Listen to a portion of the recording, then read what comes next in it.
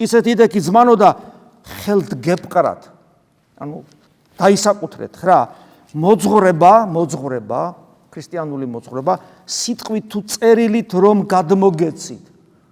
სიტყვით თუ წერილით, ეს რას ნიშნავს, იცი? წერილით რას ნიშნავს? რასაც ჩვენ ვკითხულობთ, წმინდა წერილი იქნება, წმინდა მამები იქნება და სიტყვით, რაც უშუალო ურთიერთობით გადადის, აი აქ ჩანს ტრადიციასთან კავშირი უდიდესი მნიშვნელობა. რომ ჩვენ სულ ამბობთ ამას, რომ ის ეკლესიები, სადაც არ გაწყვეტილა ბოლშევიზმის და ასე შემდეგ სხვადასხვა მიზეზების გამო ტრადიცია ძალიან მნიშვნელოვანია მათთან მეგობრობა.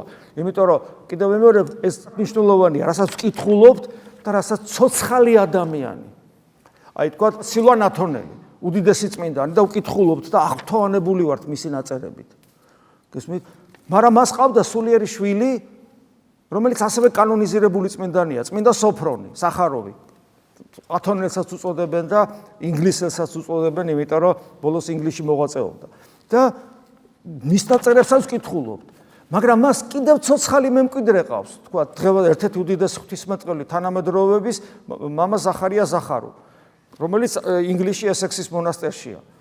და ის ცოცხალია, გესმით, ძალიან მნიშვნელოვანია, რომ წაიკითხავ და მასაც რო შეხვდები. იმიტომ რომ შეხვედრის დროს ისეთი რამე ხდება, რასაც ვერსად ვერ წაიკითხავ. ამიტომ ამბობს წერილით და სიტყვით.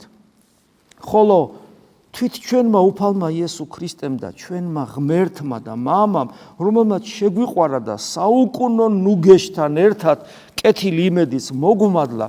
ნახეთ, ჩვენ ცოცხლებს გვეძლება მარადიული ნუგეში და კეთილი იმედი. საუკუნო ნუგეში ღვთისმადლის მოქმედებაა ჩვენში და კეთილი იმედი თავად ქრისტეა ჩვენში, იმიტომ რომ ის არის ჩვენი იმედი.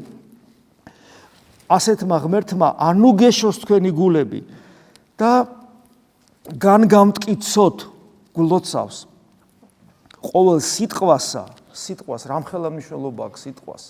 ყოველ სიტყვასა და კეთილ საქმეში, არა საქმეში, არამედ კეთილ საქმეში.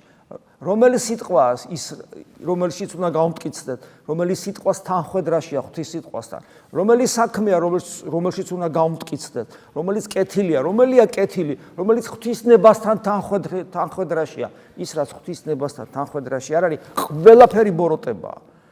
სადაც ღვთისნებასთან თანხვედრაში არ არის და ისეთი ქმედებაა და ისეთი სიტყვაა და ისეთი მოძრაობა ყველგან ეშმაკია, ყველგან აბსოლუტურად. ამიტომ გამოიძიეთ თქვენი სიტყვა, გამოიძიეთ თქვენი ქმედება, გამოიძიეთ თქვენი აზრები, გამოიძიეთ თქვენი მოძრაობა, დინამიკა, რამდენად თანხვედრაშია ღვთისნებასთან.